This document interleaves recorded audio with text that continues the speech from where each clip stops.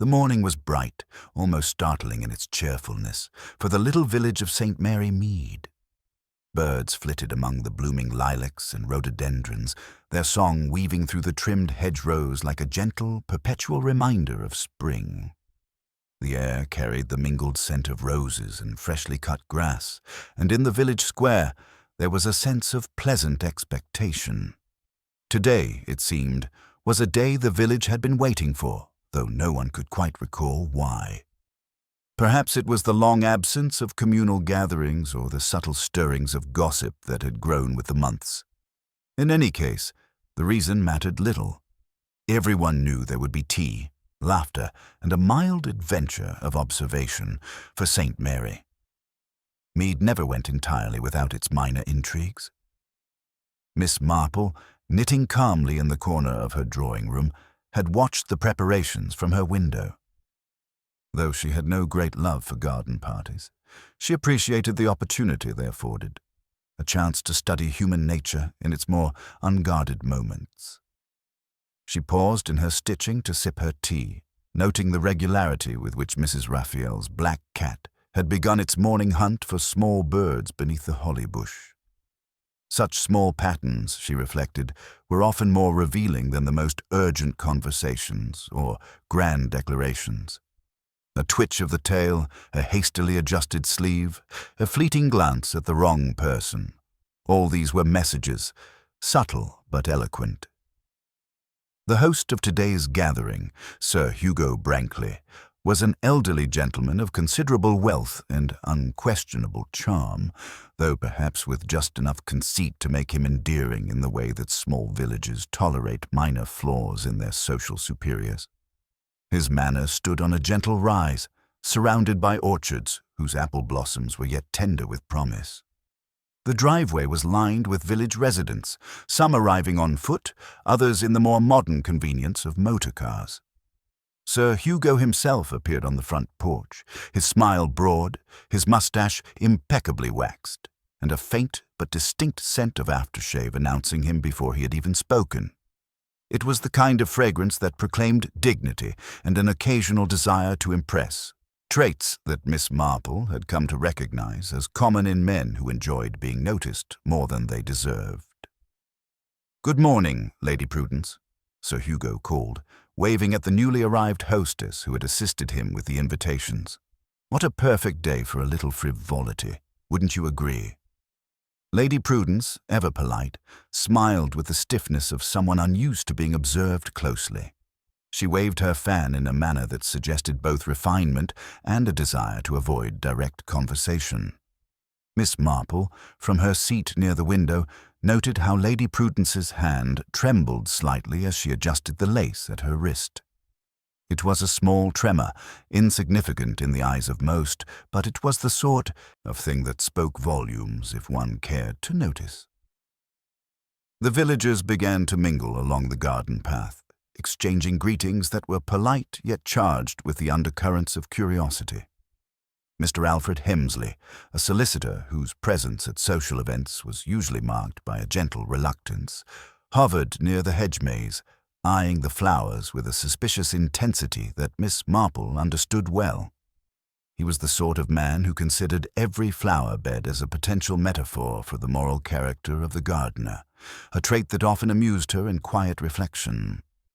Nearby, young Miss Lydia Cartwright, who had recently returned from London, laughed with a theatrical exaggeration, her laughter as precise as the latest fashions she had adopted abroad. To Miss Marple, it was clear that her laughter was a performance intended less for amusement than for attention. Attention, perhaps, she felt she deserved, or at least that she had been trained to expect. The hum of conversation was suddenly interrupted by the arrival of the local vicar, Reverend Alan Penrose, whose presence always carried an air of mild authority. He greeted each guest with warmth, nodding in particular to those whose moral standing he found comforting. When he came upon Miss Marple, he paused. "Ah, Miss Marple," he said, "I see you are observing as usual. Are you ready for a day of harmless gossip?" Miss Marple tilted her head, smiling faintly. "I am always ready, Reverend." One never knows when gossip might reveal something enlightening. The vicar chuckled softly, then moved on, leaving Miss Marple to her silent scrutiny. Her eyes swept the gathering with a practiced patience, noting who spoke too much, who spoke too little, and who avoided the gaze of others entirely. Every social cue, however minor, was a thread that might unravel a larger pattern if pulled with care. It was just as the teapots began to circulate that Sir Hugo called for attention. "Ladies and gentlemen, I am delighted you could all join me today," he said.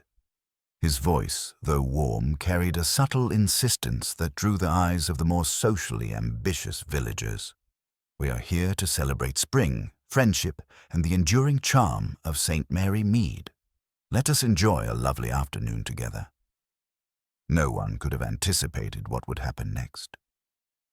The first scream came from the edge of the rose garden, a shrill and sudden cry that cut through the chatter and laughter like a shard of glass. Guests turned in unison, their expressions twisting from delight to confusion, then to alarm. There, at the far end of the path, near a cluster of lilac bushes, lay Sir Hugo Brankley himself, slumped in a position that suggested more than mere faintness. His hand rested oddly on his chest, his eyes wide, and his lips parted as if to speak, yet no sound emerged. For a moment, the villagers froze, their carefully maintained composure shattered. Mrs. Raphael's cat slinked away, sensing the tension, while Miss Lydia clutched her hat, pale to the lips. Mr. Hemsley straightened, his face draining of color, and Lady Prudence fumbled with her gloves, whispering a prayer. Even Reverend Penrose, accustomed as he was to the vicissitudes of human nature, seemed momentarily at a loss. Miss Marple, however, remained seated, her hands folded in her lap, her knitting resting quietly beside her. Her eyes, sharp and unwavering, observed every tremor of panic, every fleeting glance exchanged among the villagers. Something about the scene, the way Sir Hugo's position, the tilt of his head, and the placement of his hands, spoke to her in the quiet language she had long learned to read. She did not move, though inside her mind the wheels had already begun to turn. There was more to this than faintness, she thought. Much more. And so, the day that had promised only gentle gossip and the fragrance of spring flowers had taken a darker turn.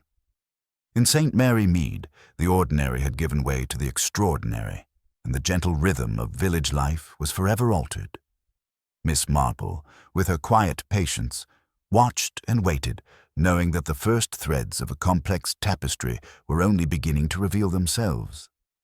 The garden, once cheerful and orderly, had transformed into a tableau of confusion and mild hysteria. Villagers clustered in small, trembling groups, whispering among themselves with the rapidity and intensity that only gossip born of shock can muster. Miss Marple, seated unobtrusively under the broad shade of a magnolia tree, observed each ripple of emotion with meticulous care. She sipped her tea, calm as ever, yet within her mind a quiet calculation began to unfold. Every gesture, every exclamation, every glance could be a piece of a puzzle far larger than anyone imagined. "Good heavens! Did you see?" exclaimed Mrs. Simmons, a widow whose hands never stopped fluttering, even in moments of panic. Her voice trembled with urgency as she clutched the arm of her companion, Mrs. Whitby, a small, nervous woman whose spectacles perpetually slid down her nose. Sir Hugo, he was just walking, and then he was... Oh, I don't know what happened." Mrs. Whitby's response was a squeak of agreement, her eyes darting nervously toward the prone figure at the end of the rose path. "I thought perhaps he had fainted," she stammered. "But no one faints like that, do they? Not with his age. Oh, it's dreadful. Simply dreadful." A few feet away, Mr. Hemsley, the solicitor, frowned deeply, his brows drawing together in a manner that suggested he was considering every conceivable explanation, rational or otherwise.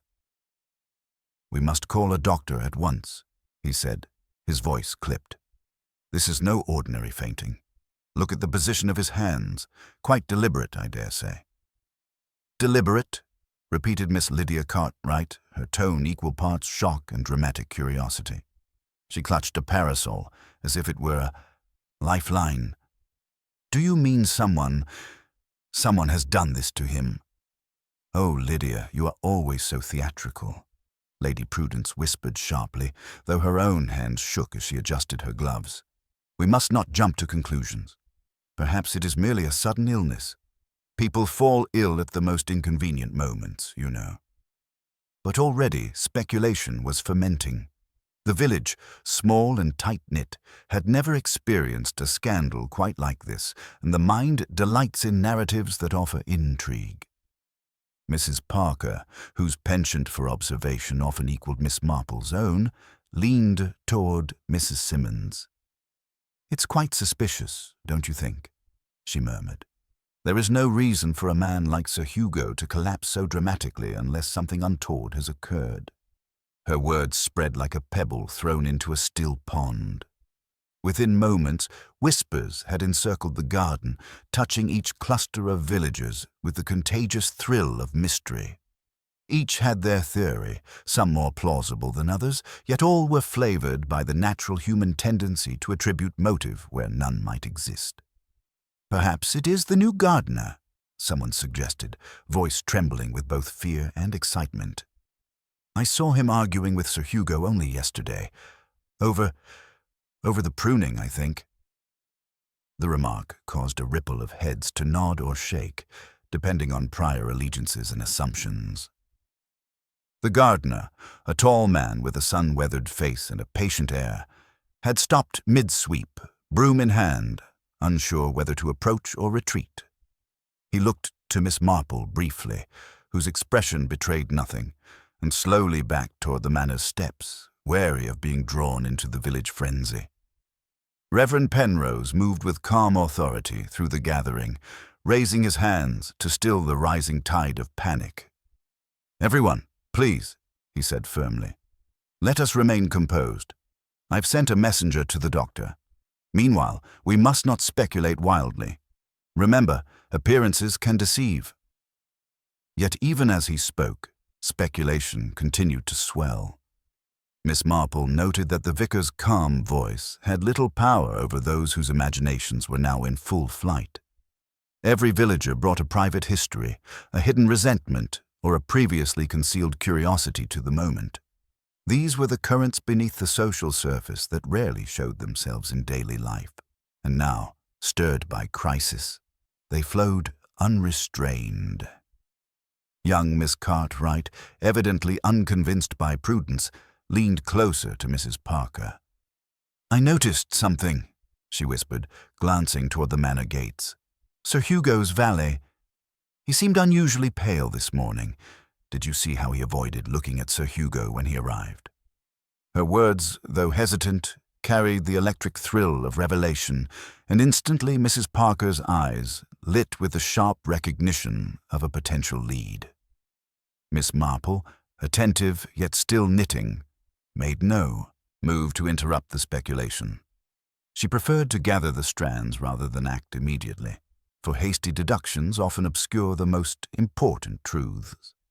She observed the valet, a young man of quiet demeanor, now standing near the carriage with an air of nervous composure that did not entirely conceal his agitation.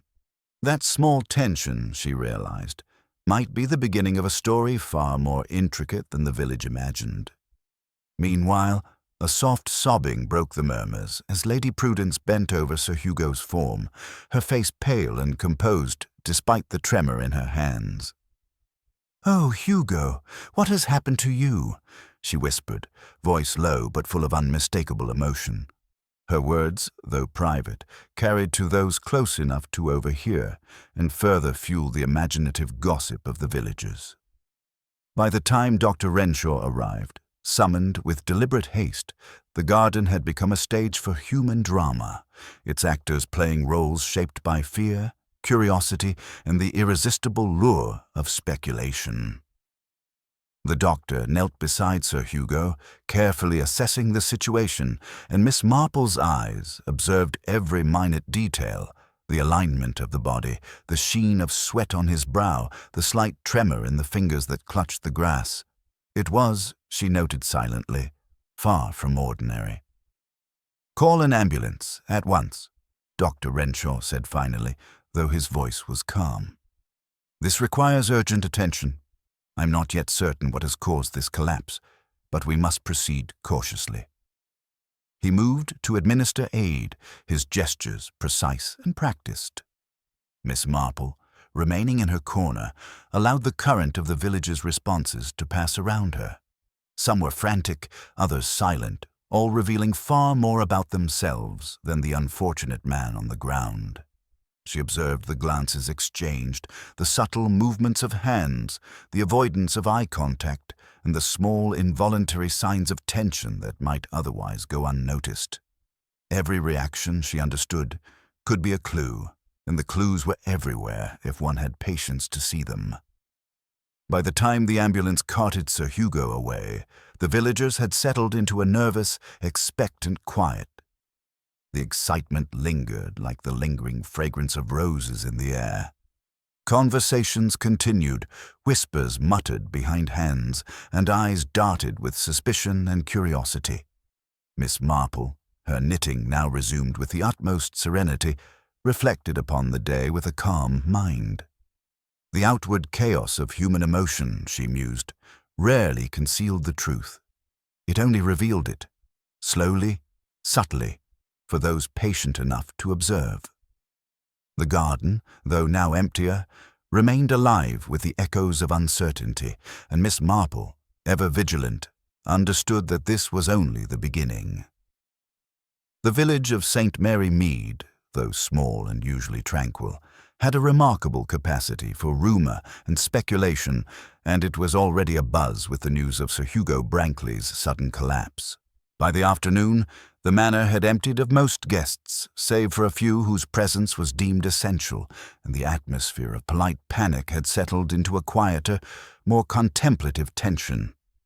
Miss Marple, never one to be swept up in the immediate currents of emotion, walked along the edge of the rose garden, her eyes scanning the manicured paths with the precision of a woman accustomed to noticing what others missed. She had, of course, spoken to Dr. Renshaw, though briefly, while he assessed the patient. He had been polite, but somewhat evasive, mentioning only that Sir Hugo's condition was precarious, and that he hoped the man's constitution might sustain him through whatever crisis had seized him. Miss Marple had nodded in her habitual manner, offering no indication that she understood more than she let on. The doctor's lack of alarm was, in itself, a detail worth noting, for the village physician's skill often surpassed the social awareness of those around him. Observing the remaining villagers, she noted the faces that had not yet shown themselves in the immediate chaos, some pale with concern, others attempting to appear unaffected. There was Mrs. Parker, standing near the garden fountain, her hands clasped tightly as if holding in a sudden fright, and Mr. Hemsley, pacing in measured steps along the edge of the rose beds, evidently running mental calculations. Even Lady Prudence, who had recovered some composure after her initial distress, now stood quietly with a stiff posture that suggested she had much to hide, or at least much to protect. Miss Marple, accustomed to reading the subtleties of human expression, paid special attention to the glances exchanged between villagers. A hand that lingered too long on a teacup, a foot tapping impatiently against stone, eyes shifting slightly away from the person being spoken to. These were signals to her, subtle yet meaningful. She had learned long ago that the truth often lay not in what people said, but in what they tried to conceal. It was the valet Jameson who first drew her attention. He had returned to the manor's service entrance after the chaos subsided, ostensibly to tidy the paths and prepare for the doctor's further instructions. Yet his movements were cautious, his eyes constantly scanning the garden as though he expected someone or something to appear. Miss Marple, watching from behind a lilac bush, noted the tension in his shoulders and the slight tremor in his fingers. The man's demeanor, polite yet strained, suggested he was guarding not only himself, but perhaps a secret he believed crucial. "Do you think it was an accident?" asked a soft voice near her shoulder. Miss Marple turned slightly to see Miss Lydia Cartwright, still fidgeting with her parasol, her curiosity more evident than her caution. "I mean, could he simply have fainted? One never knows with older men, does one?" Miss Marple smiled faintly, a small curve of the lips, and shook her head slightly. "Fainting usually leaves less of a mark on the mind of those who observe it," she replied. "There is something in the way people react, Lydia, that tells you more than the fall itself. One need only watch carefully." Her eyes flicked to the group near the fountain, noting how some avoided direct contact while others forced themselves to remain composed. "Notice how Mr. Hemsley paces," she added quietly. "A man who thinks only in terms of law finds disorder troubling, but that agitation, see how it affects him, may tell us more than words." Lydia's eyebrows lifted, impressed despite herself. "You always know what to look for, Miss Marple. How do you do it?" "It is less about knowing than noticing," Miss Marple said, resuming her careful steps along the path. "The world is full of small signs. One merely needs patience to see them and wisdom to interpret them." Nearby, the vicar had gathered a small circle of villagers, speaking quietly of prayer and hope for Sir Hugo's recovery. Miss Marple observed how some of the listeners hung on every word, while others' eyes roamed, restless and seeking distraction. There was subtle tension among them, a web of connections only partially visible. The village, she thought, is never merely a collection of houses and gardens. It is a network of relationships, secrets, and ambitions, each one capable of tipping into disaster when circumstances demand. Her attention shifted to the rose garden itself, where footprints in the soft earth hinted at more than simple arrival or retreat. Someone had paused here longer than necessary, she noted, and the impression of a small, well-shod foot suggested deliberate movement. Perhaps it meant nothing. Perhaps it meant everything. In St. Mary Mead, nothing was ever truly meaningless, and Miss Marple had learned that even the smallest anomaly could illuminate a hidden truth. A voice called from the manor doorway. It was Jameson, summoning Lady Prudence to attend to a minor domestic matter. Miss Marple observed as the young valet moved, carefully, efficiently, yet with a subtle air of nervous anticipation. There was a moment, brief but telling, when his eyes met the edge of the magnolia's shade where Miss Marple stood.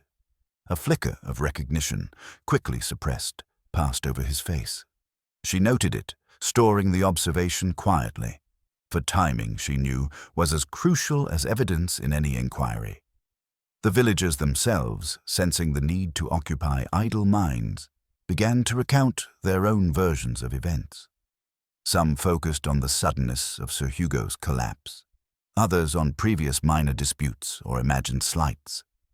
Mrs. Whitby, her spectacles crooked, recounted with trembling emphasis a previous incident in which Sir Hugo had argued with a local tradesman. Miss Marple nodded politely, but did not interrupt. Each story, each recollection, no matter how distorted, provided threads to be woven into a larger understanding. By mid-afternoon, Dr. Renshaw had returned with news that Sir Hugo's condition, while serious, was stabilizing. The villagers exhaled collectively, some with relief, others with renewed apprehension. Miss Marple, quietly knitting beneath the magnolia, made a mental note of which villagers had shown genuine concern and which had displayed relief, curiosity, or opportunism. In matters of the heart and mind, these subtle reactions often proved more illuminating than the direct evidence of the body. As the sun began to dip behind the distant hills, the garden, once a stage of social festivity, had become a subtle arena of human observation. Miss Marple, serene and unassuming, had gathered a quiet wealth of insight. She knew that the truth lay not in the immediate panic or the outward appearance of Sir Hugo's collapse, but in the intricate web of human behavior surrounding it. And in St. Mary Mead, she reflected, webs of intrigue were never difficult to find. They simply required patience, perception, and the courage to see what others overlooked. By evening, the remaining villagers had dispersed, each returning to their own routines, yet each carrying the memory of the day's strange events. Miss Marple lingered in the garden a little longer, her eyes tracing familiar paths, her mind cataloguing reactions, gestures, and nuances. Something, she felt, was not as it appeared. And while the village might rest in uneasy speculation tonight, she knew that tomorrow and the days beyond would demand careful attention. Human nature, she mused, is a puzzle more complex than any garden maze, and she was determined to trace its hidden pathways. By the following morning, St. Mary Mead had settled into its customary rhythm, though the shadow of Sir Hugo Brankley's collapse lingered over the village like a persistent fog. Conversation in the bakery, the post office, and even the quiet corners of the parish church invariably returned to the incident, each retelling growing subtly more dramatic than the last.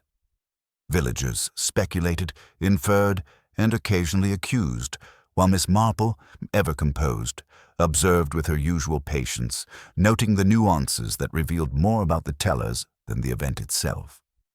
The first serious hint of a suspect arrived in the form of a police officer from the nearby town, Sergeant Collins, who had been called to oversee the unusual circumstances of Sir Hugo's condition. Collins was a man of routine and propriety, accustomed to matters that could be resolved with straightforward evidence rather than intuition. His brisk arrival stirred the village once more, lending the air of authority to the escalating curiosity.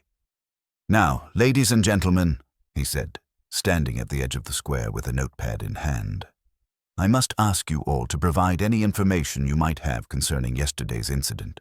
The doctor has assured us that Sir Hugo's collapse was sudden, and while he is recovering, we need to ascertain whether it was caused by natural illness or something more deliberate." His eyes swept over the assembled villagers, finally resting on Jameson, the valet. Jameson's composure was immediate, though the faint tremor in his hands betrayed a hidden tension. The villagers, already primed by gossip, leaned in slightly, as if drawn magnetically to the drama unfolding. Miss Marple, standing quietly near the edge of the crowd, observed each reaction with meticulous care. The slightest flicker of worry, the subtle tightening of lips, the nervous shift of weight, all were clues to human character and potential motive. Sergeant Collins' questions were polite, yet firm, and he directed them primarily toward those closest to Sir Hugo, Jameson, Lady Prudence, and the more observant of the household staff. Jameson, when asked about the previous day's events, provided a precise account. Sir Hugo had taken his customary morning walk, then returned to the rose garden to inspect the blossoms. Nothing unusual, he claimed, had occurred until the moment of collapse. His voice, steady yet measured, hinted at diligence and perhaps concealment. Miss Marple, from her vantage, noted the careful phrasing. Jameson did not volunteer any unnecessary details, and he emphasized small points repeatedly, an unconscious signal of both anxiety and calculation. It was not long before the sergeant's attention shifted, guided in part by village gossip, toward Dr. Renshaw's earlier mention of a minor argument the day before. "I understand, Mr. Jameson," Collins said, "that Sir Hugo had a disagreement yesterday with someone in the garden. A visitor, perhaps, or a member of the household." Jameson's fingers clenched briefly before he replied. "A minor difference of opinion with Mr. Alfred Hemsley, sir. But it was nothing serious, and certainly nothing that would explain this." His eyes flicked toward Miss Marple, as though uncertain whether she might contradict him. She merely nodded slightly, a gesture of acknowledgement, yet revealing no judgment. The sergeant, drawing upon the collective anxiety of the villagers, began to construct a narrative around the seemingly obvious suspect, Jameson himself. The combination of proximity, nervous demeanor, and slight inconsistencies, real or imagined, made him an easy target. The villagers, many of whom harbored a natural suspicion of those who served rather than presided, leaned instinctively toward the theory. Miss Lydia Cartwright whispered to Mrs. Parker, "It must be him, don't you think? He was always so precise, almost too precise." Mrs. Parker nodded, though not entirely convinced. "Yes, perhaps. But precision can mask innocence as well as guilt." Her voice carried just enough doubt to hint at the deeper uncertainty that Miss Marple had long known pervaded the village. Miss Marple herself, quietly knitting on the bench near the garden's edge, allowed the speculation to unfold without interruption. The outward evidence, Jameson's proximity to Sir Hugo, his slightly evasive manner, the faint tremor in his hands, might seem damning to a casual observer. Yet Miss Marple's trained attention noted subtleties that no one else considered. The careful way Jameson had ensured the garden paths were free of obstruction, the deliberate attention to Sir Hugo's comfort prior to the collapse, and the absence of any overt motive. The young valet's nervousness, she surmised, could just as easily be a product of fear for the master's health as evidence of wrongdoing. Sergeant Collins, however, pressed on, eager to resolve the matter. "We will need to question all who were present yesterday, especially those who might have had contact with Sir Hugo prior to the collapse. Naturally, proximity to the victim is significant." He paused, glancing at Jameson with a measured, almost accusatory look. The villagers leaned closer, intrigued by the unfolding drama, their whispers now tinged with certainty. Lady Prudence, who had remained silent throughout much of the morning, spoke finally. Her tone was polite, yet carried the unmistakable weight of influence. "Surely, Sergeant, it would be prudent to consider the possibility of illness. Sir Hugo has always been somewhat delicate, and perhaps this is merely an unfortunate episode." She avoided Jameson's eyes, which Miss Marple noticed immediately, though she refrained from comment. The avoidance was subtle, yet it suggested either caution or discomfort, something Miss Marple intended to explore further in due course. Meanwhile, the villagers themselves had begun to take sides. Some whispered fervent accusations, their imaginations fueled by the drama of proximity and opportunity. Others, more measured, hesitated, wary of condemning a loyal servant based solely on circumstance. Miss Marple, as ever, was silent, knitting steadily, absorbing the flow of emotion, tension, and subtle contradiction. In her mind, the patterns were forming, threads that extended far beyond the obvious suspect. Even as the day advanced, Miss Marple noted small inconsistencies in the narratives of those around her. One villager's recollection of Sir Hugo's steps differed slightly from another's. A casual mention of the valet's arrival was contradicted by Lady Prudence's account. Every variation, however minor, was a note in a growing symphony of human behavior, one that, when interpreted correctly, would reveal the truth. But Miss Marple was not yet ready to announce her conclusions. Patience, she reflected, was the companion of accuracy, and those who acted too soon often misjudged entirely. By late afternoon, the first wave of inquiries had ended. Sergeant Collins, convinced he had identified the most likely culprit, prepared to file his preliminary report, confident that the case was nearly resolved. The villagers, in turn, felt a mixture of relief and anticipation, their imaginations satisfied for the moment. Yet Miss Marple, her keen eyes following the retreating forms of the crowd, understood that the first suspect, while plausible, was far from the whole story. Proximity alone did not indicate guilt, and behavior alone did not always betray the full truth. The puzzle, she reflected, had only just begun to reveal its edges. The threads, subtle and intertwined, would require careful attention. And as she resumed her knitting beneath the shade of the magnolia tree, Miss Marple's mind worked quietly, patiently, weaving the beginning of a tapestry that, in time, would display every secret the village held and reveal the truth about the gentleman who had, in one bewildering moment, forgotten himself entirely. The morning after Sir Hugo Brankley's sudden collapse, St. Mary Mead was unusually quiet. The village seemed to move through a haze, each resident carrying fragments of anxiety and speculation like a carefully concealed jewel. Those who had gathered at the garden party returned to their routines, though the whispers of yesterday's events lingered in doorways, around corners, and beneath the clipped hedges. To Miss Marple, however, the silence was not empty. It was fertile with observation, a space where subtle truths could reveal themselves to the patient eye. She walked slowly along the edge of the rose garden, her steps measured and deliberate, noting every small detail as she went.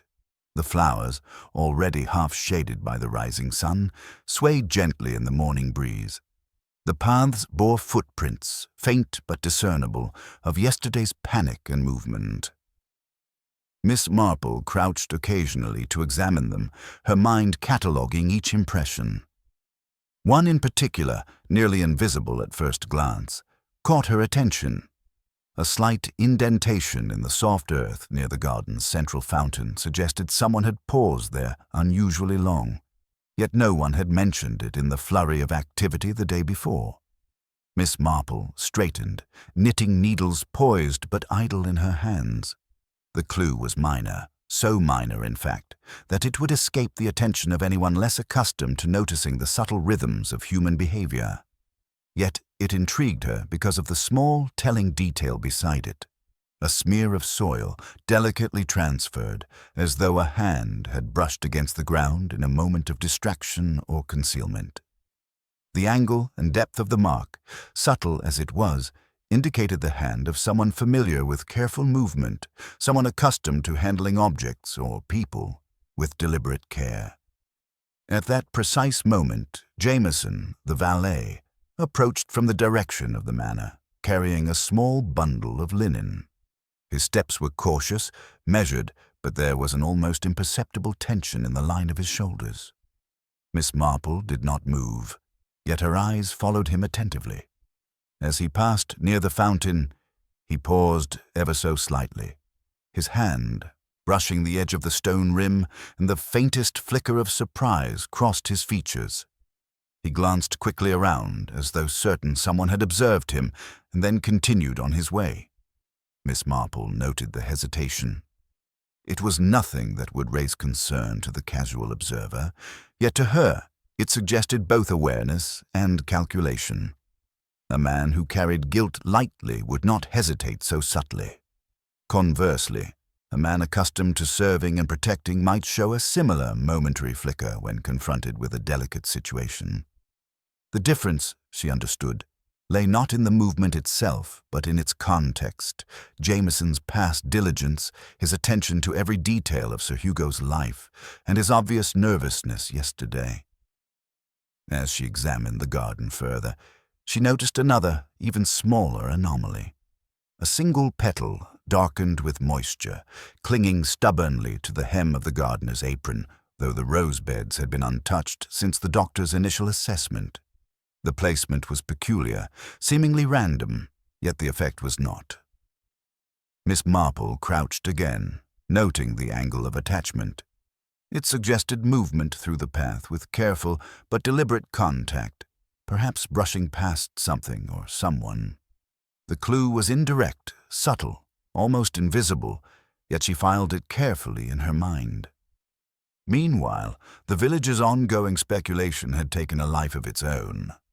Mrs. Whitby, standing with her hands tightly clasped, whispered urgently to Mrs. Parker about the valet's nervous glances. "I saw him near the fountain. Oh, I'm sure he had something to do with it." Her voice quivered with excitement. Miss Lydia Cartwright, overhearing, nodded emphatically, adding, "Yes, he was always so quiet, too quiet." Miss Marple listened politely, allowing the conversation to unfold. The villagers' interpretations, she knew, were colored by fear, habit, and imagination. None of their remarks were wrong in observation, only in conclusion. Her task was to separate the accidental truths from the deceptive ones, to see the patterns where others saw only chaos. The faint impressions in the garden, the subtle traces of movement, the anomalies in the behavior of those involved, all were threads leading toward a larger understanding. She walked toward the rose bed along the garden's edge, her fingers lightly touching the leaves, noting the minute dew and slight disturbance of soil. The direction of these disturbances indicated a deliberate path, one carefully chosen to avoid detection. Miss Marple, accustomed to interpreting such minutiae, knew that someone had moved through the garden in a manner that left no obvious evidence. Only those with patience and observation would ever notice. And the person responsible, she reflected, was as cautious in their movement as they were confident in their concealment. A sudden sound drew her attention. From the manor's kitchen doorway emerged Lady Prudence, carrying a tray of tea and biscuits, her expression composed yet slightly strained. She moved with precision, arranging the cups carefully, and yet Miss Marple noticed her eyes flick toward the fountain just once, quickly, almost guiltily, before returning to her task. It was a brief glance, so fleeting that most would not perceive it, yet Miss Marple understood its significance. The eyes that flinch often know more than the hands that tremble. The implication was subtle but clear. Someone in the household had been more involved in the events surrounding Sir Hugo's collapse than they admitted, though perhaps not in the way most villagers imagined. The garden itself was giving away secrets, revealing the hidden paths of both intention and accident. Miss Marple, quiet and patient, catalogued every detail, the footprints, the soil smears, the moisture on petals, the momentary flicker of acknowledgement, knowing that together these minor anomalies formed a mosaic that would eventually point to the truth. By the time the afternoon sun filtered through the high branches, casting lattice-like shadows over the garden paths, Miss Marple had already begun to connect the dots. The hidden clue, the one almost invisible in its subtlety, was not merely a physical mark but a reflection of human behavior, nervousness, caution, and an instinct to conceal.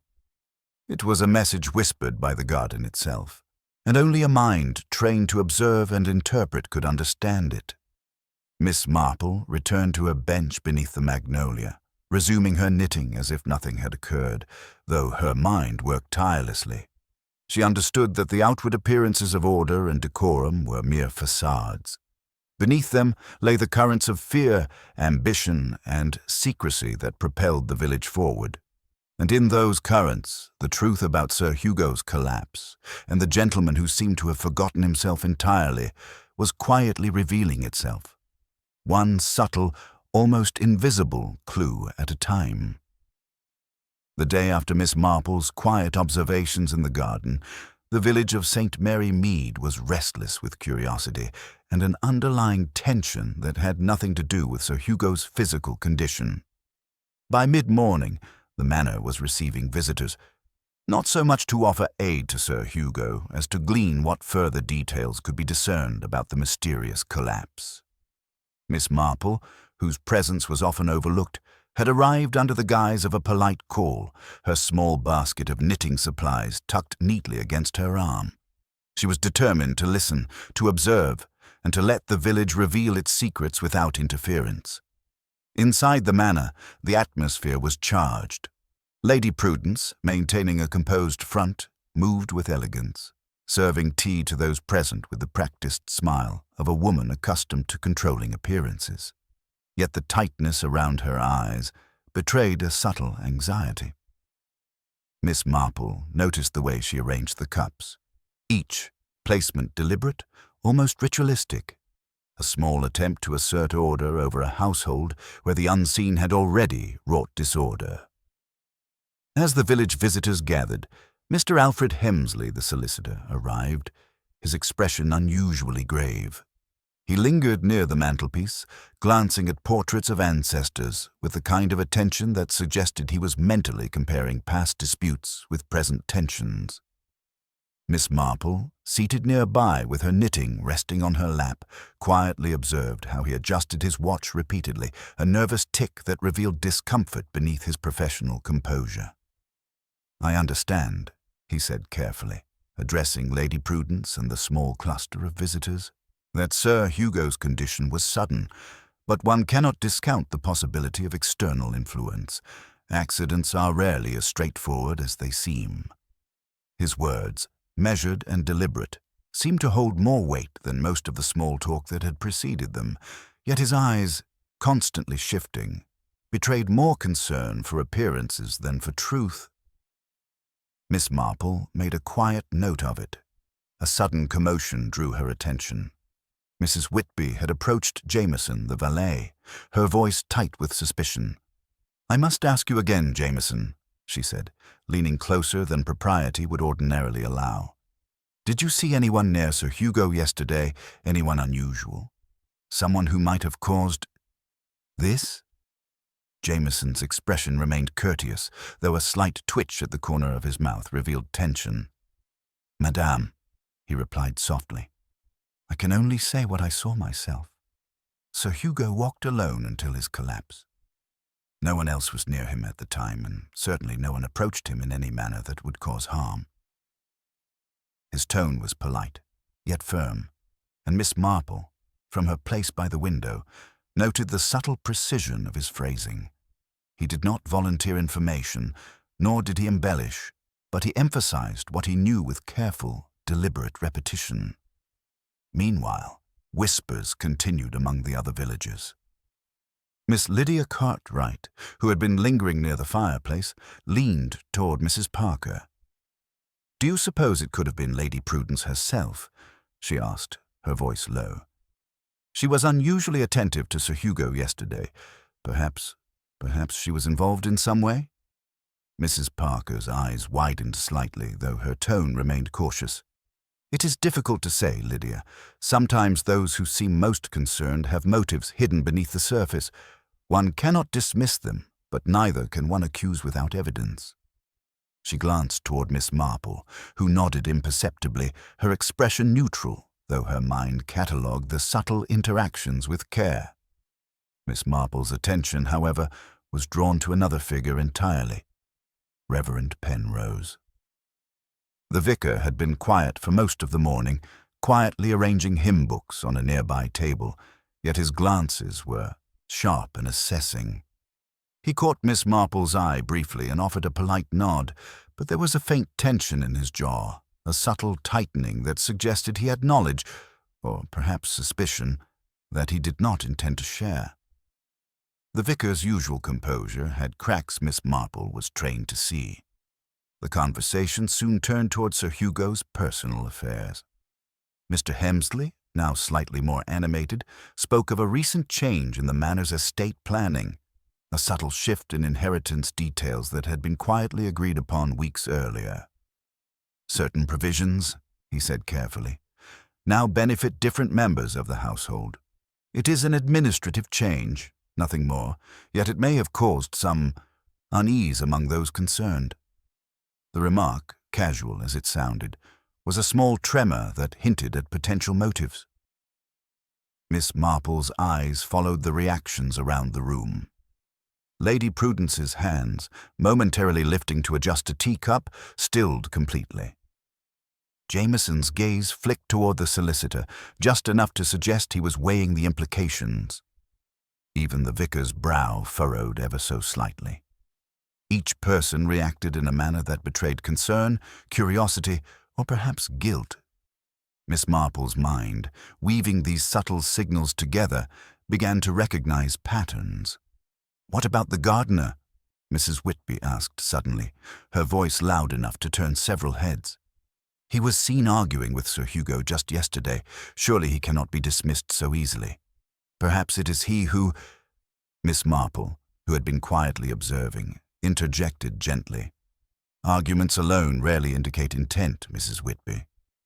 Often they are the distractions that hide what is truly significant.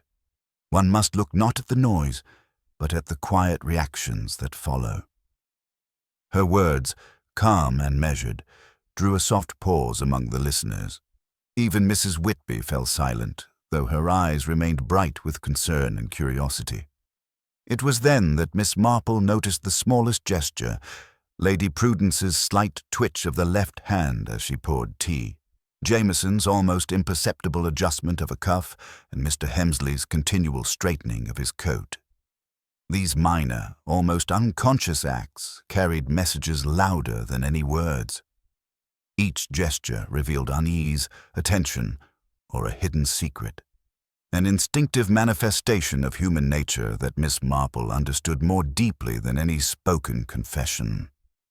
As the morning wore on, small confrontations began to surface naturally. Villagers' past grievances, minor slights, and unspoken resentments slowly emerged in the subtext of their polite conversation.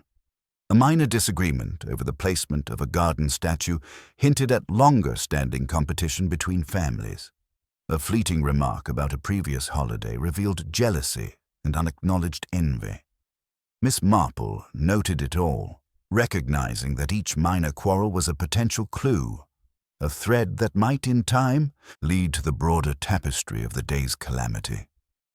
By noon, the garden was silent once more, save for the occasional clatter of cups or the soft murmur of conversation among those still lingering.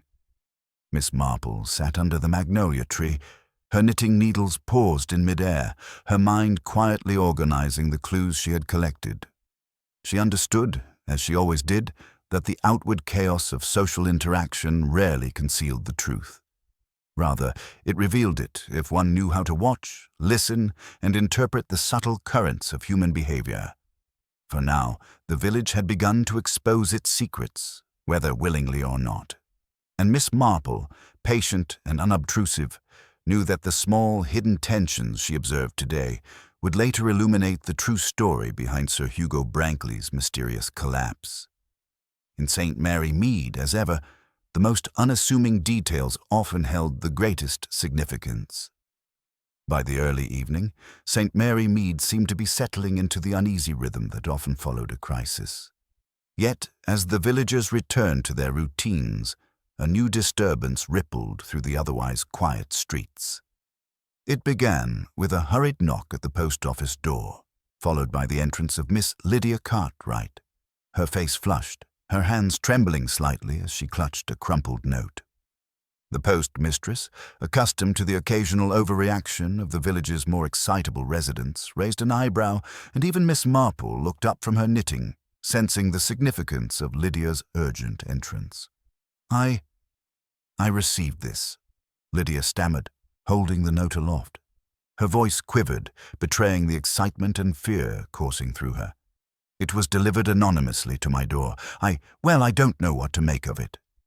She handed the note to the postmistress, who read it aloud with careful enunciation. "The truth you seek is closer than you think. Look beyond the obvious, and you will see the hand that guided him to the edge. Time is short. The next move will change everything." A hush fell across the small shop. Miss Marple, her needles paused, examined Lydia quietly. There was no obvious sign of deception. The girl seemed genuinely alarmed. Yet the message, vague and cryptic, carried a subtle weight that Miss Marple understood. Someone wished to manipulate, to unsettle, or perhaps to provoke, intentionally or unintentionally, fear in those closest to the mystery. The phrasing suggested knowledge beyond what the villagers could perceive, hinting at intentions that were deliberate and possibly dangerous. As word of the note spread through St. Mary Mead, the villagers gathered once more, whispering and speculating, each interpretation more imaginative than the last. Mrs. Whitby, whose imagination had always leaned toward the dramatic, immediately suggested foul play. "It is clear," she exclaimed, her hands trembling with excitement. "Someone is warning us or threatening us. Perhaps the same person responsible for Sir Hugo's collapse." Miss Marple, as always, listened attentively, allowing the conjectures to flourish without interruption. There was merit in observing the reactions themselves, for each villager revealed, in subtle gestures, more than mere words could convey. Some were quick to fear, others to dismiss, and a few, those who had hidden motives, reacted with carefully controlled concern, masking knowledge they did not wish to reveal. By the time the village square began to fill with curious spectators, news had reached Sergeant Collins, who arrived promptly, his expression simultaneously irritated and concerned. "Another development, I hear?" he asked, addressing Miss Marple and Lady Prudence as he adjusted his coat. "An anonymous note. These are the sorts of distractions that often mislead more than they inform." Miss Marple inclined her head, her expression thoughtful. "Distraction or revelation, Sergeant, sometimes depends upon the observer's patience," she said gently. Her words, carefully neutral, drew Collins' attention, though he did not immediately grasp the subtle suggestion embedded within them. Meanwhile, Jameson, who had been performing his morning duties with quiet diligence, now lingered near the manor's entrance. His eyes, trained to note every movement, flicked repeatedly toward the post office. Miss Marple observed him unobtrusively, taking note of the slight quickening of his breath and the faint tension in his fingers. Though he appeared calm outwardly, there was a small, almost imperceptible reaction to the news that suggested he was aware of, or even anticipating, the note's arrival. The situation escalated further when Mr. Alfred Hemsley arrived at the post office, summoned by Lydia's urgent call. He read the note carefully, his lips pressed into a thin line, and then turned to address the small crowd of villagers.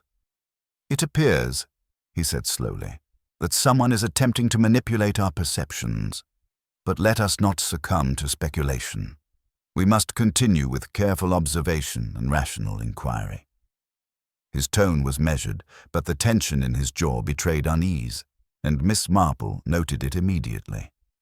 It was Lady Prudence, however, who provided the first truly unexpected twist. She entered the post office with deliberate calm, her eyes meeting those of Jameson as she spoke. "I believe," she said softly, "that someone here knows more than they are willing to share. Sir Hugo's condition, the note and the timing of these events are far too coincidental to be purely accidental." Her glance lingered on Jameson just long enough to be noticeable, though it was subtle, careful. Miss Marple, observing the exchange, detected the unspoken tension, a momentary acknowledgement that something deeper, concealed behind propriety and courtesy, was influencing events. The anonymous note, brief and cryptic as it was, had done its work. It had shifted suspicion, unsettled the villagers, and revealed the hidden undercurrents in the manor's social environment. Miss Marple, seated near the corner with her knitting, catalogued each reaction. The flinches, the quickened breaths, the tightening of hands and shoulders, the deliberate avoidance of eye contact. Every subtle detail mattered, for human nature often betrayed itself in the smallest gestures, far more reliably than in overt statements. By mid-afternoon, the focus of the investigation began to change. The villagers' attention, initially fixed on Jameson and the circumstances of Sir Hugo's collapse, now flickered toward the possibility of manipulation, misdirection, or even a second, hidden player in the unfolding drama. Miss Marple's observations confirmed her suspicions. The pattern of behavior suggested deliberate concealment rather than spontaneous accident, and the presence of the anonymous note indicated that someone within the social circle sought to control the narrative, whether to protect themselves, to provoke panic, or to disguise the truth entirely. Miss Marple rose quietly and walked to the edge of the garden, her mind quietly piecing together the emerging mosaic. The twist, subtle yet profound, had shifted the investigation in a direction that no one else fully appreciated. What had seemed a straightforward case of sudden illness, complicated only by proximity and nervous reactions, was now layered with intrigue, psychological manipulation, and hidden knowledge. As the sun dipped toward the horizon, casting long shadows across St. Mary Mead, the village, usually so tranquil, seemed more complex than ever. Miss Marple, calm and composed, understood that this new development, the anonymous note and the subtle reactions it provoked, was not a complication to be feared, but an essential element in uncovering the truth. Human nature, she reflected, was the ultimate guide, and patience, observation, and subtle reasoning would, as always, reveal what remained hidden from ordinary eyes. The following morning, St. Mary Mead carried a stillness that belied the underlying tension. The villagers moved with cautious deliberation, their conversations measured, as though afraid that the slightest word might set off another ripple of disturbance. Miss Marple, however, moved with the quiet assurance of one accustomed to reading beneath the surface. The events of the past days had provided her with a map of human behavior, subtle yet precise, and now it was time to observe its deepest corners. She decided, as was often her method, to engage the suspects directly, but with subtlety, as a gardener might prod the soil to discern the roots below without disturbing the delicate surface. Her first visit was to Jameson, the valet, whose nervous composure had already been examined from afar. Miss Marple arrived at the manor under the guise of offering assistance with minor household errands, a pretext simple enough not to provoke suspicion. "Good morning, Jameson," she said with her customary warmth. "I was hoping you might help me understand a small puzzle concerning the garden paths. It seems such a trivial matter, yet small details often hide greater significance, do they not?" Her tone was light, conversational, and entirely devoid of accusation, yet it carried a weight that invited careful consideration. Jameson's eyes flickered briefly, just enough to betray a flicker of unease. "Of course, Miss Marple, I would be pleased to assist." His words were polite, measured, and outwardly calm, but Miss Marple observed the tiny tightening of his jaw, the subtle shift of his weight from one foot to the other. Even in routine speech, human nature reveals itself to those who know where to look. As they walked along the garden paths, Miss Marple asked questions not about Sir Hugo's collapse, but about seemingly insignificant details: the placement of garden tools, the angle of the sunlight on the fountain, the way the morning dew settled on rose petals. She listened more than she spoke, encouraging Jameson to describe actions, movements, and observations. Each answer, innocuous on the surface, revealed layers of habit, care, and, most importantly, possible concealment.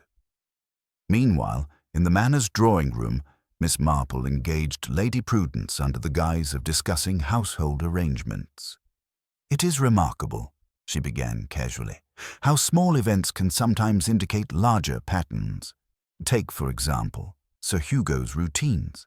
So many people rely on them, and yet any deviation can expose surprising truths. Do you not agree?" Lady Prudence's fingers, poised over the teacup she was stirring, trembled ever so slightly. She smiled politely, nodding, yet her eyes darted briefly toward the garden where Jameson had been moments before.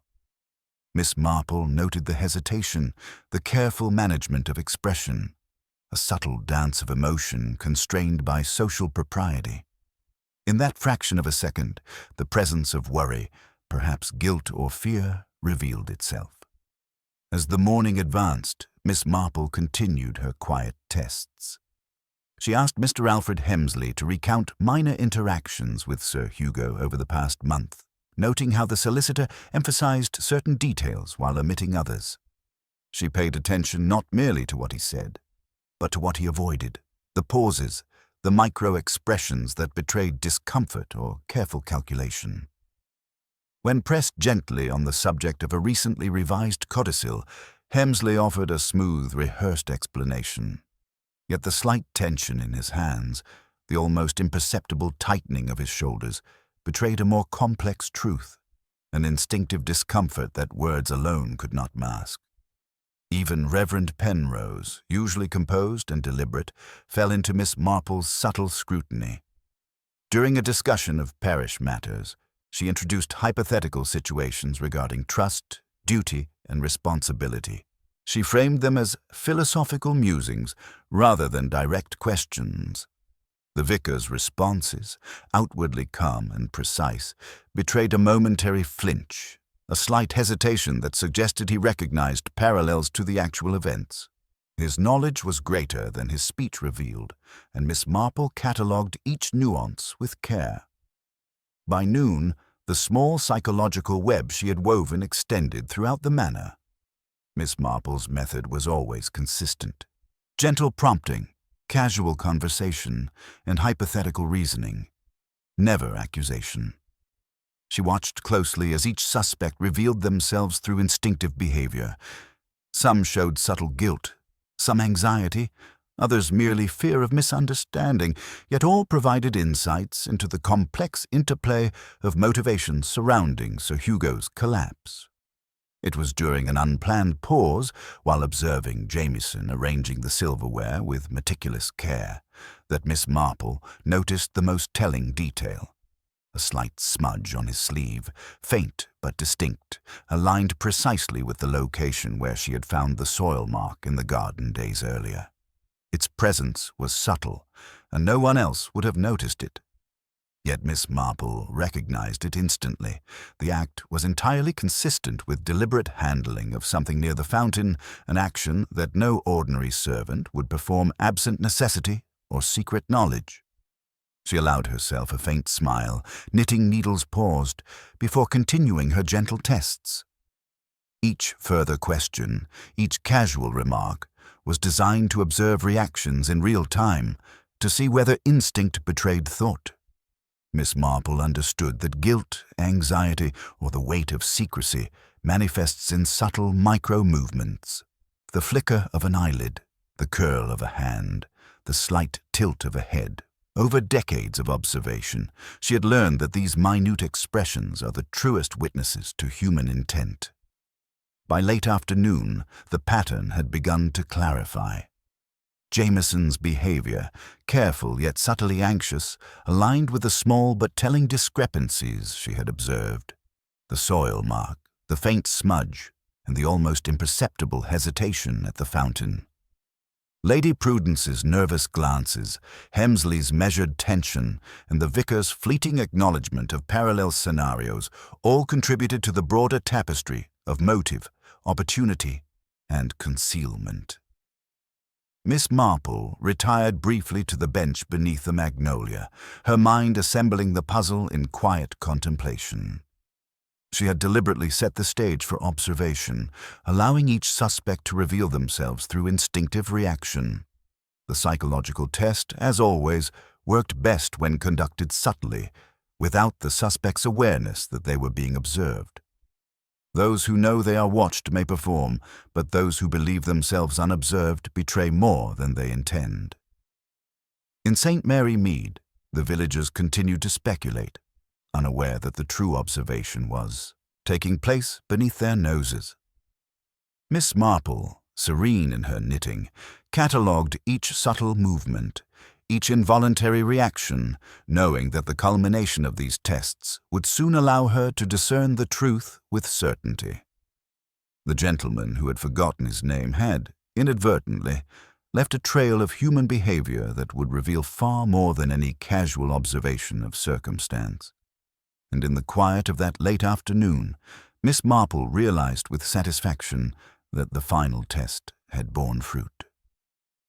The threads of observation, laid carefully and deliberately, were beginning to converge.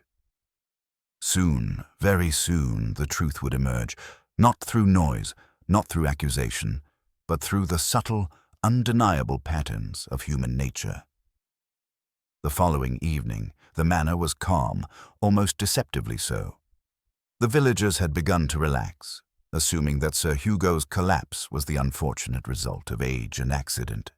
Yet Miss Marple, seated quietly in her familiar corner beneath the magnolia, had long known that appearances were deceiving.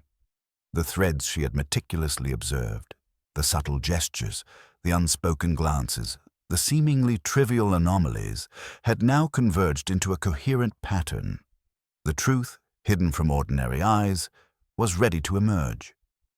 Miss Marple requested that the key figures gather in the drawing room under the pretext of discussing household arrangements. The villagers arrived promptly, their faces composed, yet each betraying a trace of curiosity and unease. Jameson, Lady Prudence, Mr. Hemsley, and even Reverend Penrose took their places, conscious, or perhaps unconsciously conscious, of the delicate tension that now filled the room. "Thank you all for coming," Miss Marple began, her voice gentle, unassuming as she set her knitting aside. "I've spent these past days observing not only the events surrounding Sir Hugo's unfortunate collapse, but also the behaviors, reactions, and subtleties that accompany those events. Human nature, as we all know, has a way of betraying secrets in the most unexpected ways." Her gaze swept the room with unhurried precision. Each person's posture, each slight twitch of the eye or curl of the lip was noted.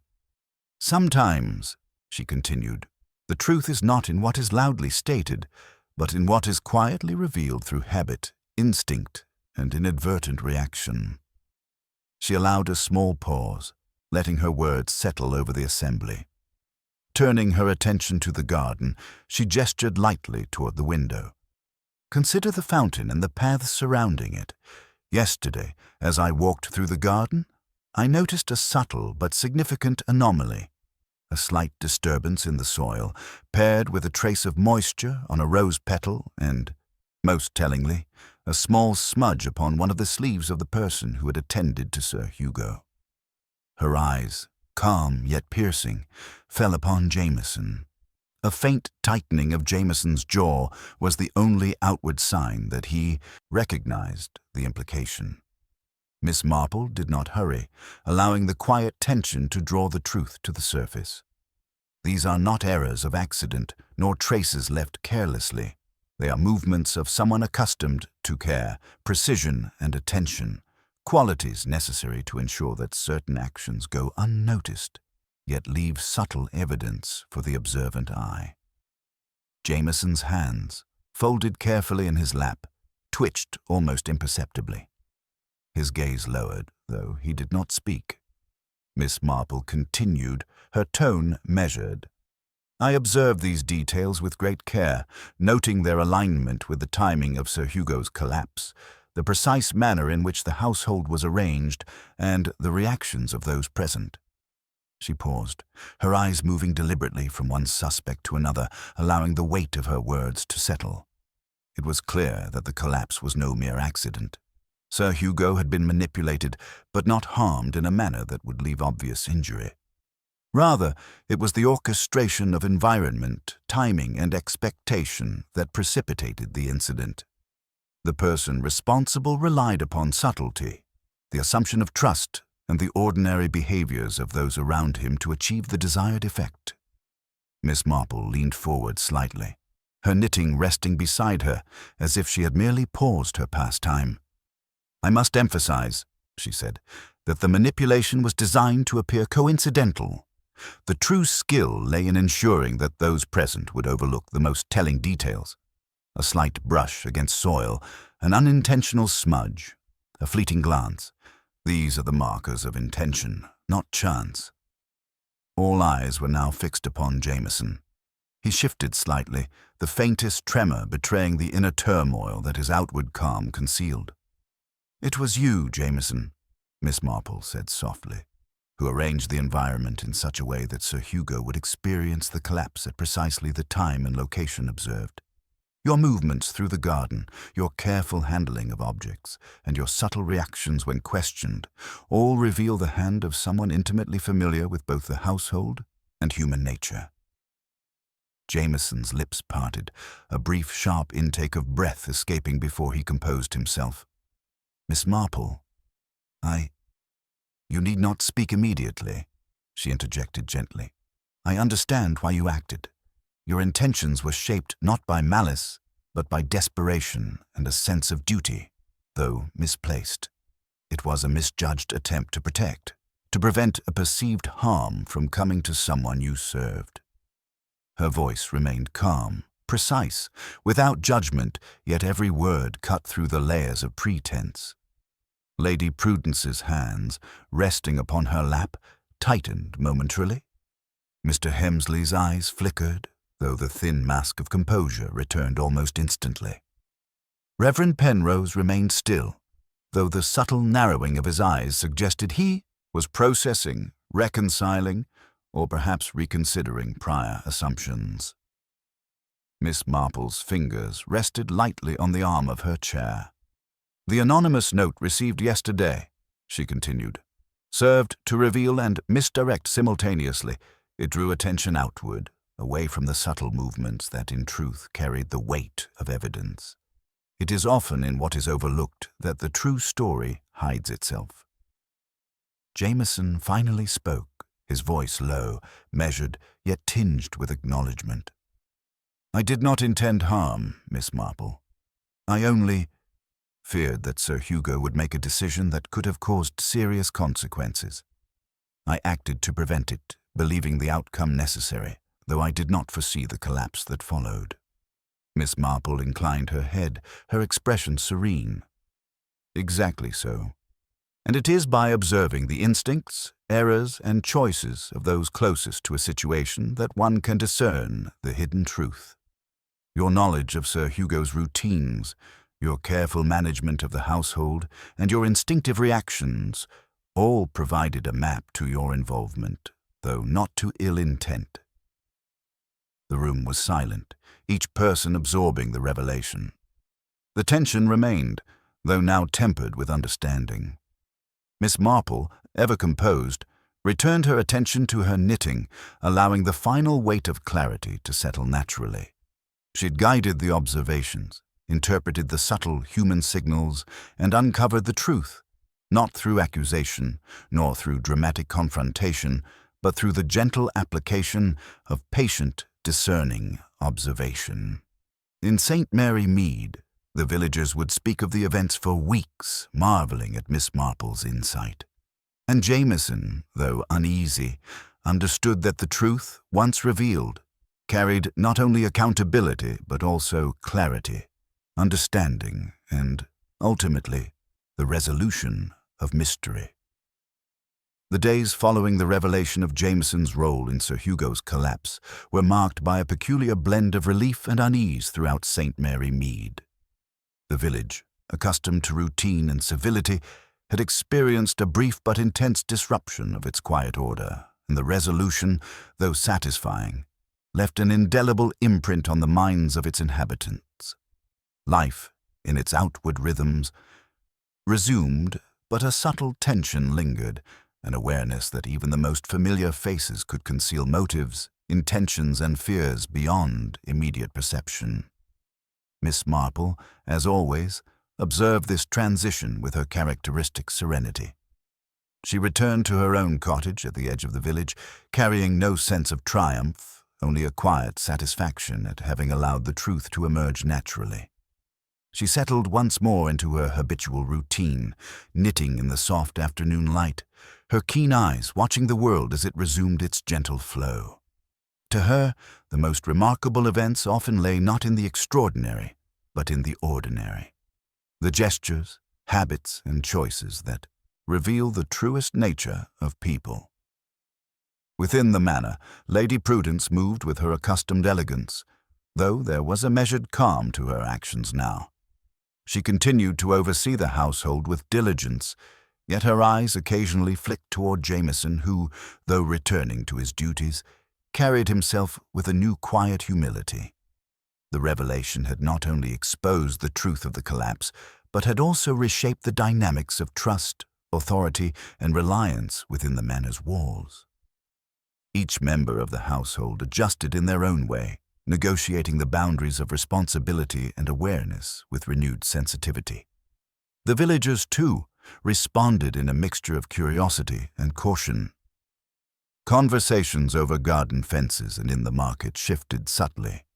The anonymous note, which had stirred such alarm, was now a point of speculation regarding motive, timing, and the nature of human deception. Mrs. Whitby, unable to contain herself entirely, recounted the events to anyone who would listen, embellishing details slightly while ensuring the essential truth remained clear.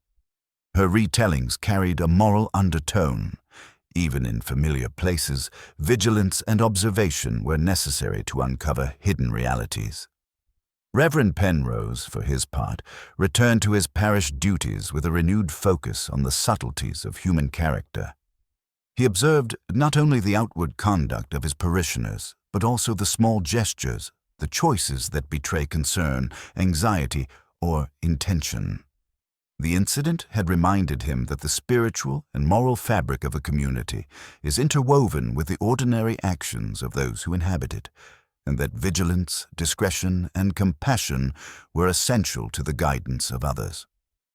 Miss Marple, reflecting on the events, found herself contemplating the curious blend of human motives that had precipitated the collapse.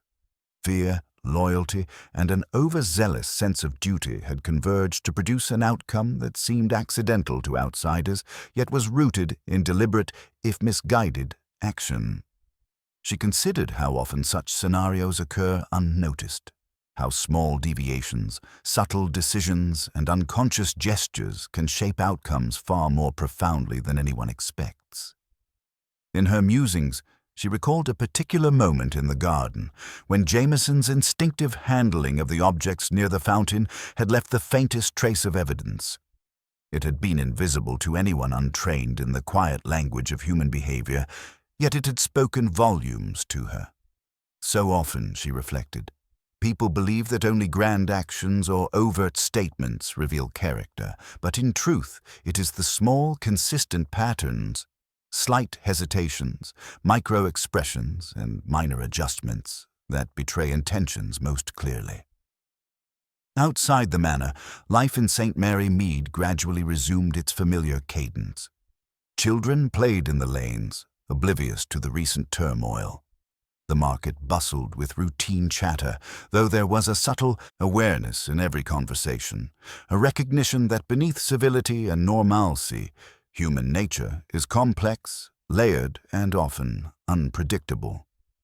Miss Marple observed these developments, noting how the village had absorbed the lessons of recent days without needing to acknowledge them aloud. At the manor, Sir Hugo's health continued its slow improvement. He remained unaware of the precise circumstances that had led to his collapse, and Miss Marple considered this fortunate. Certain truths, she reflected, are best revealed carefully, and others not at all. In this case, the revelation of Jameson's involvement, mediated gently through observation and understanding, allowed the household to maintain dignity while recognizing accountability. Lady Prudence, thoughtful and composed, visited Miss Marple's cottage one afternoon, bringing a small basket of freshly baked scones as a gesture of gratitude. They sat together by the window, the sunlight filtering through the lace curtains, and spoke quietly of routine matters, of gardens, of books, and of village life. No words were needed regarding the events past. Both women understood that the balance of human affairs rested upon discretion, insight, and the capacity to perceive subtle truths. Miss Marple, knitting calmly, finally allowed herself a faint smile. "It is remarkable," she said softly, "how easily the ordinary can conceal the extraordinary. One need only observe carefully and patiently to see the patterns that lie beneath." Lady Prudence nodded, appreciating the wisdom in such an understated remark, recognizing that in Miss Marple's quiet way, she had restored not only order, but also clarity to the lives of all involved. As evening fell, the village settled once more into its familiar rhythm. Lamps were lit along the lanes, and the quiet hum of domestic life resumed. Yet the memory of the recent events lingered, a subtle undercurrent beneath the routine. Miss Marple, watching from her window, understood that human nature is an intricate tapestry, and that even in a village as seemingly tranquil as St. Mary Mead, secrets, intentions, and motives quietly shape outcomes in ways both profound and invisible. The tranquility of the evening, punctuated by the occasional clatter of a distant gate or the soft barking of a dog, was soothing yet contemplative. Miss Marple reflected on the essential lesson that had emerged. that observation, patience, and a deep understanding of human behavior are the most reliable guides to truth. It was a lesson she carried with quiet satisfaction, knowing that the village, though restored to its outward serenity, had been irrevocably touched by the insight revealed in those subtle, telling gestures. In the quiet of a cottage, surrounded by the familiar comforts of knitting and the warm afternoon light, Miss Marple allowed herself a sense of fulfillment. She had witnessed the unfolding of human nature, the interplay of fear, loyalty, and deception, and she had guided it toward clarity without force, without alarm, and without spectacle. St. Mary Mead had returned to its daily routines, but it would do so forever with a deeper understanding of the hidden currents that shaped the lives of those who inhabit it. The early morning mist rolled over the gentle hills surrounding St. Mary Mead, painting the village in soft shades of gray and gold. The church bell tolled with its usual measured rhythm, carrying across the empty lanes, and life began anew, as if nothing unusual had disturbed the village in recent days. Yet Miss Marple, sitting in her cozy sitting room with a steaming cup of tea, knew that the delicate balance between appearance and reality had been subtly, indelibly altered. She looked out across the garden, where dew lingered on the roses and the faint fragrance of lavender drifted in the crisp air. The manor, now bathed in morning light, seemed ordinary once more, its routines re-established, its occupants quietly resuming their roles. Sir Hugo, though still delicate from his collapse, moved with improved strength, oblivious to the intricate web of observation, deduction, and subtle testing that had revealed the truth behind the incident.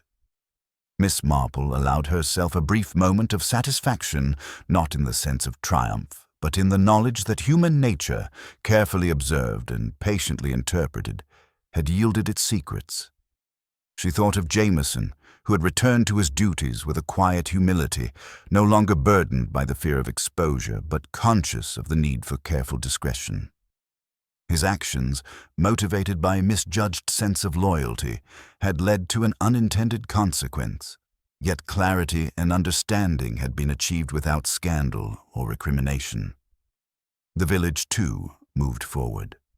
Shopkeepers opened their doors with cheerful greetings, children laughed along the lanes, and neighbors exchanged quiet pleasantries over fences and hedgerows. The invisible ripple of awareness remained. Villagers had learned in their own subtle ways that even the most familiar faces might conceal hidden anxieties, intentions, or fears. The social tapestry of St. Mary Mead was intact, yet enriched with a deeper understanding of the delicate interplay between observation, behavior, and consequence. Miss Marple reflected on the psychological subtleties that had guided her to the truth. It was never merely the facts or the outward appearances that provided clarity. It was the quiet, almost imperceptible signals that betrayed genuine intent. A fleeting glance, a tense hesitation, a carefully measured word, all of these could reveal as much or more than the most elaborate confession. Years of observing human behavior had trained her to notice these patterns, to interpret them accurately, and to act upon them with gentle precision. Her thoughts wandered to Lady Prudence, whose measured composure had masked both concern and insight. The subtle glances, the careful management of expression, the delicate influence she exercised over the household. These had been minor elements in the overall mosaic, yet essential in shaping the social dynamics that had allowed the truth to emerge. Miss Marple noted how even well-intentioned actions, constrained by propriety and expectation, could leave traces that the observant eye could detect. The anonymous note, too, lingered in her memory as a fascinating element of the puzzle. Though its origin and intent remained uncertain, it had acted as a catalyst, drawing attention, provoking subtle reactions, and revealing hidden currents within the social circle. The note had been a distraction, yet also a revelation, demonstrating how human behavior often reacts instinctively to suggestion, fear, and perceived pressure. The interplay of motive, Opportunity and reaction, she mused, was more telling than any overt action or statement. Miss Marple's gaze shifted to the small table where her knitting lay folded, the soft wool catching the sunlight. She appreciated, as always, the quiet satisfaction of order restored. Yet she knew that beneath the calm surface, human nature remained complex, unpredictable, and full of concealed depths. The villagers would return to their routines, perhaps believing that the disruption was behind them, but the lessons embedded in the incident would subtly influence their interactions for weeks to come. She thought, too, of Reverend Penrose, whose guidance and reflection would shape the parish in ways both subtle and lasting.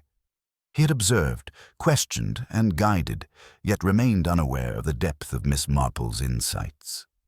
She considered how often ordinary people, moving through their daily lives with routine and propriety, influence events unknowingly, leaving small marks on the world around them, marks that, when carefully interpreted, reveal more than one could ever state aloud. Even the manor staff, though unaware of the precise mechanisms that had led to the collapse, had learned through experience the importance of careful attention, subtle honesty, and conscientious observation. Actions, whether deliberate or instinctive, carry consequences, and Miss Marple had shown, in the quietest and most unassuming manner, that the truth could emerge without spectacle, without fear, and without the need for grand drama. In the distance, the church bell rang again, marking the hour. Miss Marple sipped her tea, savoring the warmth, the peace, and the subtle satisfaction of insight.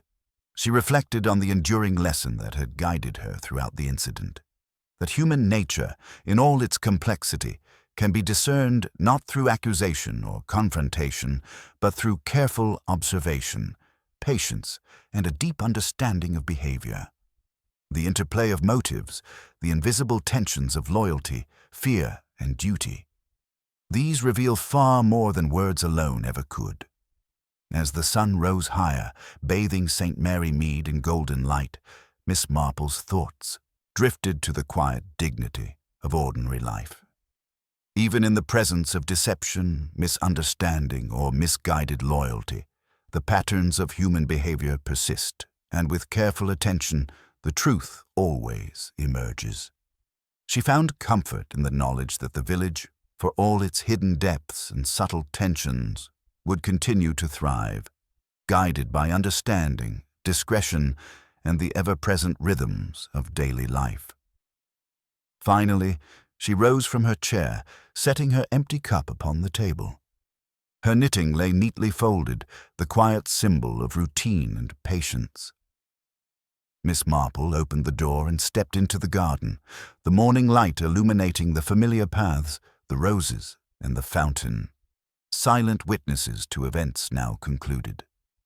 She paused for a moment, inhaling the scent of dew-laden lavender and reflecting on the intricate balance between observation and action, knowledge and discretion. In St. Mary Mead, life would continue, unchanged in appearance, yet enriched by the subtle awareness of what lies beneath. Miss Marple, with her calm gaze and quiet understanding, returned to her gentle routine, content that, for the time being, the village, and human nature itself, had revealed its truths to those patient enough to see. And so, in the tranquil village, where ordinary lives intertwine with hidden motives and secret intentions, Miss Marple remained the quiet observer, the guardian of subtle truths, and the gentle interpreter of human nature, whose insight ensured that justice, clarity, and understanding prevail, even when the world appears calm on the surface. In the quiet aftermath of revelation, St. Mary Mead returned to its unassuming rhythm. Gardens were tended, markets reopened, and the village lanes echoed once more with the familiar cadence of daily life. Yet beneath this surface, tranquility lay a profound understanding.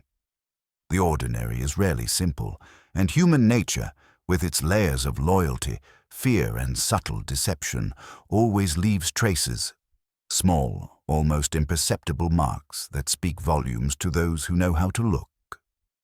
Miss Marple, ever the serene observer, continued her quiet routines, knitting beside her window and watching the village unfold. To her, the greatest satisfaction lay not in drama or accusation, but in the patient discernment of patterns hidden in the everyday. She understood that truth rarely announces itself loudly. It reveals itself softly, through gestures, choices, and the imperceptible reactions that ordinary people scarcely notice.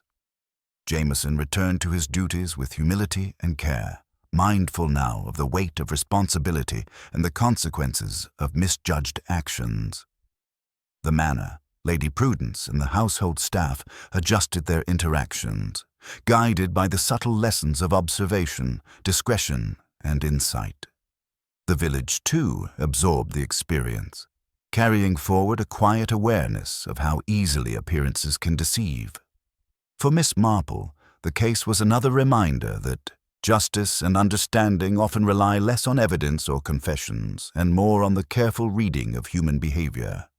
The collapse of Sir Hugo, the small traces of soil and smudges, the micro-expressions and instinctive reactions, all had converged to tell a story that words alone could not convey.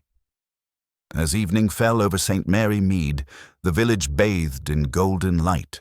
The gentle rhythms of life resumed. Children's laughter echoed across the lanes, the market thrummed with conversation, and yet, for those willing to observe closely, the memory of events lingered as a subtle, instructive lesson. Even in places where peace seems absolute, human nature moves in hidden currents, currents that, when patiently observed, reveal both folly and wisdom, fear and loyalty, deceit and truth. And so, life continued in the village, ordinary on the surface, extraordinary in its depth, quietly guided by Miss Marple's gentle insight. She remained, as always, the unseen sentinel of St. Mary Mead's secrets, a reminder that in the ordinary, one may find the profound, and in human nature, both its vulnerabilities and its truths. The mystery had ended, but the lessons endured.